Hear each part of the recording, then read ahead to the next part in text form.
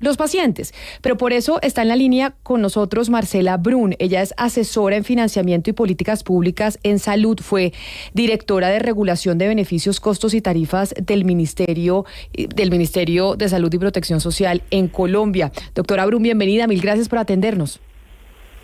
Muchísimas gracias, Camila. Muchísimas gracias a toda la audiencia por este espacio. Ayúdenos a entender, porque como usted podía escuchar, hay muchos oyentes que nos están escribiendo, muchos ciudadanos que dicen, estoy yendo a que me entreguen los medicamentos y no me los entregan. Y no hay como respuesta, no hay solución, simplemente unas peleas allá muy elevadas entre el gobierno nacional, las empresas prestadoras de salud, por una riña que hay sobre el tema de los presupuestos y de que no les pagan y demás.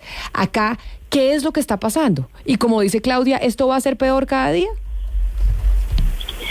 Pues bueno, miren, yo les cuento. Yo creo que este tema del desabastecimiento de medicamentos es un tema que uno pudiera pensar que tiene una única causa. Definitivamente las causas son multifactoriales, hay un efecto importante en todo lo que está ocurriendo a nivel internacional, en términos de las plantas de producción. También hay un efecto muy importante en lo que tiene que ver con el INVIMA y esa tal vez interinidad en la que permaneció el INVIMA hasta el sábado pasado, que recibimos la noticia de que por fin tendremos un director en propiedad como encargado de toda esta gestión. Y sin duda alguna, una de las causas tiene que ver con lo que mencionaba hace un momento Claudia, del tema financiero. Para nadie es un secreto que en el sector salud, de fondo, la siniestralidad es bastante elevada. ¿Eso qué quiere decir? Que del total de los recursos que se asignan, la gran mayoría de los recursos ya vienen comprometidos como desde la definición de esos planes de beneficios. De manera que si uno deja de girar cualquiera que sea el monto, por muy pequeño que parezca, eso puede generar un gran desbalance en todo el sector. En lo que tiene que ver con UPC, en UPC los giros se han venido realizando de manera oportuna, sin embargo ese es solo un pedazo, la mayoría, pero es un pedazo de todos los recursos asignados al sector salud. El otro componente muy importante es lo que, como mencionaba Claudia hace un momento, tiene que ver con lo que se conoce como no UPC. Entonces, ¿qué hay ahí? Medicamentos para enfermedades huérfanas, medicamentos vitales no disponibles, medicamentos con indicaciones diferentes al registro sanitario. Están los alimentos de propósito médico especial. Ahí hay un conjunto de medicamentos y de servicios que son muy importantes y que hoy se financian a través de esa fuente. Fuente que desde, lo corrido del año 2023 ha venido presentando un desbalance en el flujo esperado. Y lo explico. En el año 2023 se asignó un ajuste que estaba pendiente del año 2021, imagínense 2 años después. Luego está pendiente todavía que se termine de cerrar el año 2022, que deberían ser aproximadamente unos 800.000 millones de pesos. Y en lo corrido del año 2023 aún no se ha asignado el presupuesto máximo, que es la vía de financiación de eso no UPC completo. Y se giraron algunos recursos pendientes del mes de julio, agosto, septiembre, pero se giraron apenas hace una semana y no se está girando la mensualidad completa. ¿Eso qué quiere decir? Que es probable que del año 2023 también tengamos un desbalance importante. Y si empezamos a sumar, ya estaríamos hablando de casi unos 2 billones de pesos pendientes de giro. Doctora Bruna, me quiero detener ahí porque es que la gente obviamente es natural que se pierda con todos estos tecnicismos y tal, pero para seguir lo que usted dice, no estamos hablando de UPC, que esta es la batalla del gobierno, que la UPC y que le pagamos, esto es lo que, como usted nos explica, se llama presupuestos máximos, pero quiero entender, usted que estuvo ahí en esa comisión de precios y salarios en el Ministerio de Salud, ¿por qué no se paga? Es decir, ¿qué tiene que haber detrás para que el rubro de presupuestos máximos se adeude parte del 2022? Y le completo lo que usted va a decir. Félix Martínez de la ADRES ya dijo que para noviembre y diciembre no hay plata. Ya le dijo a la EPS que no hay giro de noviembre y diciembre. ¿Por qué? Esa es la única explicación que yo tengo después de oír tanta gente experta, es que hay mala fe detrás. Sino, ¿qué más puede haber? ¿Por qué no se paga eso?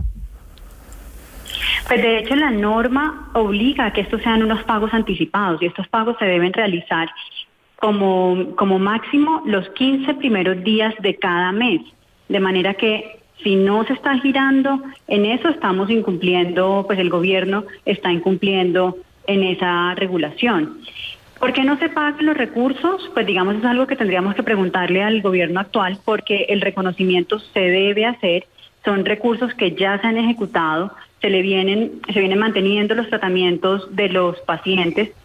Eso quiere decir que deben estarse girando esos recursos y deben garantizarse a lo largo del año la totalidad de los recursos, no solamente las mensualidades como se vienen pagando, sino el total de los recursos necesarios para cubrir esa fuente. Pero, yo tengo la idea de que, para responder de pronto específicamente a la pregunta, yo tengo la idea de que el gobierno actual, y de hecho lo han expresado públicamente, tanto Félix Martínez como otras personas de gobierno, de que esta bolsa es la bolsa como del abuso y de lo poco. Ellos hablan de que esto es del 3-4%, como si fuese realmente poco, pero 3-4% en un sector como el sector salud, y teniendo en cuenta que dentro de esa bolsa está lo que tiene que ver con enfermedades huérfanas, yo creo que no podemos seguir mirando esa fuente o ese pedacito del recurso. Pero, por ejemplo, se está hablando, doctora Brun, que la Supersalud podría intervenir algunas EPS porque pues no cumplen los estándares financieros, pero entonces, por ejemplo, yo soy una EPS y llegan estos señores a intervenirme. Yo digo, oiga, pero es que vea, ustedes en el saldo me adeudan tanta plata, ahí no se puede un poco como disculpar el tema de la intervención, o la Supersalud puede seguir adelante, así el Estado le deba plata a las EPS. Pues ahí es muy importante que las EPS cuenten con la información suficiente para argumentar ese desbalance. Pero sobre todo, yo creo que lo que sí es cierto, digamos que la Supersalud tiene las competencias para hacer las intervenciones, pero corresponderá a la aseguradora, a la EPS en este caso, pues defenderse de ese tipo de apreciaciones, porque sí es cierto que les hace falta un pedazo de la asignación. Es decir, sí es cierto que se esté viendo afectado el balance financiero de estas EPS producto de este no giro completo de los presupuestos máximos. Señora Brun, hemos dicho pues que usted tuvo unos cargos importantes en el Ministerio de Salud en materia de medicamentos, y por eso nos parece muy importante hablar con usted. Actualmente usted es asesora o consultora de AFIDRO, que es el gremio de las farmacéuticas multinacionales. Ese gremio sacó hace unos días un comunicado que titula Mensaje de urgencia: el apagón de la salud se puede evitar, y en una parte dice: nos negamos a aceptar que estamos ante la decisión consciente del gobierno nacional de generar desde ahora un apagón. A esto se suma que hay un proyecto de resolución que ya se cerró el tiempo de comentarios, que cambia, digamos, o limita más bien el precio que se puede cobrar por los medicamentos, algo que se viene haciendo incluso desde el gobierno anterior. Pero yo lo que quiero preguntarle con esto es si debemos entender ese comunicado de AFIDRO como una advertencia de que la falta de pago de las EPS por los medicamentos ya suministrados, la resolución que impondría nuevos límites al precio de los medicamentos, nos va a llevar a que varias multinacionales farmacéuticas se vayan del país. Pues claro, yo no podría hablar directamente de AFIDRO. Digamos que durante este tiempo en el que he estado por fuera de gobierno he tenido la oportunidad de conversar y de asesorar a diferentes sectores a diferentes aristas del sector salud.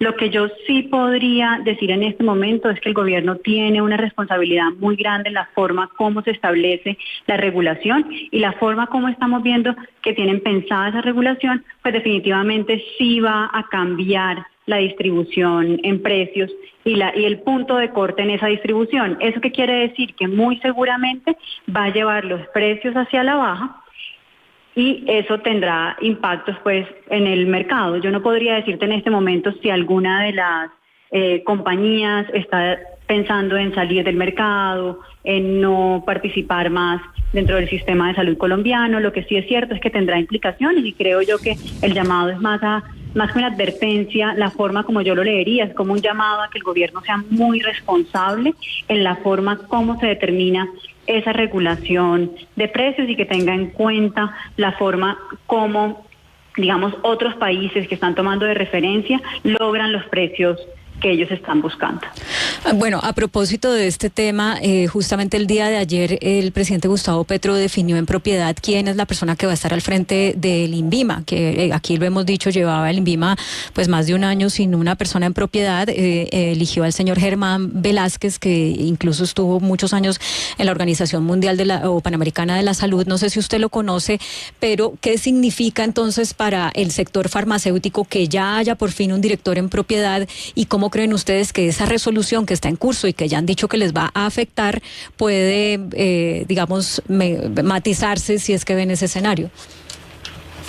Pues yo creo que son excelentes noticias saber que ya existe una persona que está ahí en propiedad y que esperamos que le duela el sector tal como nos duele a todos los demás que estamos involucrados, bien sea industria farmacéutica, bien sea aseguradores, prestadores, pero sobre todo los pacientes. Porque hoy, dada como esa interinidad que teníamos en el INVIMA, pero también dada la historia de retrasos que traía el INVIMA, nos estábamos demorando aproximadamente unos 2-3 años en aprobar una tecnología que ya había sido aprobada en otros países. Es decir, como país no solo tenemos unos problemas complicados de flujos de recursos, sostenibilidad y demás, sino que a pesar de todos los recursos que invertimos, nos estamos perdiendo de la innovación. La innovación nos está llegando hasta 3 años después de que llega a otros países.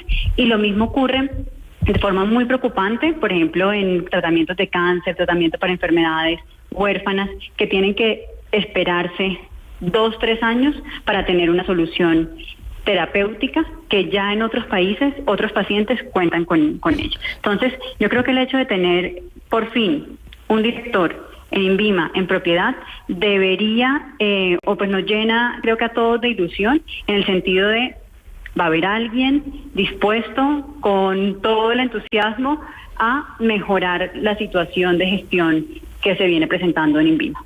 Yo sé que usted no puede hablar por Afidro, pero quiero hacerle esta última pregunta porque el comunicado que leyó Claudia o los apartes que leyó del comunicado de Afidro que habla del apagón de la salud, me llama la atención esa frase que dice que se niegan ellos desde Afidro a creer que esto es una decisión consciente de parte del gobierno nacional para generar un apagón en la salud.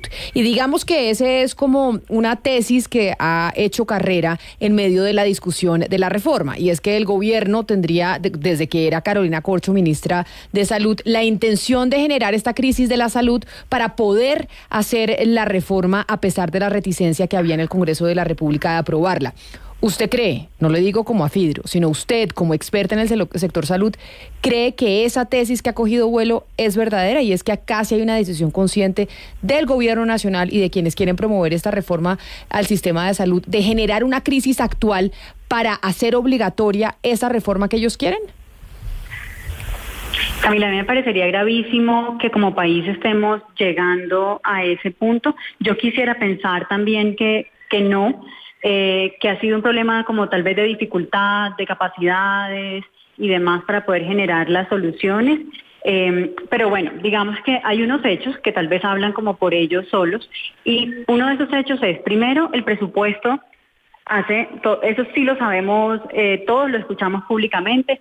Hace un año exactamente, cuando estábamos en la discusión de presupuesto general de la Nación, sí escuchamos en su momento a la ministra Carolina Corcho decir que no necesitaba todos esos recursos, que tal vez la UPS estaba creciendo mucho más de lo que debería crecer, y se decidió renunciar a parte de los recursos que hoy ya vemos que nos están haciendo falta. Recursos que vemos que definitivamente dentro del presupuesto del año 2023 van a hacer falta para cubrir lo que está pendiente de presupuestos máximos, pero también no hemos visto una como reacción decidida a hacer los ajustes que corresponden en UPC, a hacer los ajustes que corresponden en presupuestos máximos, a revisar como un todo los mecanismos de financiación del sistema. Entonces, digamos, yo no me atrevería a juzgar de esa forma y decir lo están haciendo de manera intencional. Yo preferiría pensar que ha hecho falta gestión, que estamos pendientes de una gestión importante y que tal vez no estamos midiendo las consecuencias de esa falta de gestión. Pues es Marcela Brun, asesora en financiamiento y políticas públicas en salud y experta en este tema, que nos ayudaba a vislumbrar o por lo menos hacer un mejor análisis de qué es lo que está pasando con la escasez de medicamentos, de las cuales recibimos mensajes de ustedes que nos escriben a través de nuestro canal de YouTube de Blue Radio en vivo y también a través de nuestra línea de WhatsApp 301-764-4108. Señora Brun, mil gracias por estar con nosotros y feliz día. Muchísimas gracias a ustedes. Creo que es importante todos estos espacios y que pues por fin le pongamos la lupa al sector.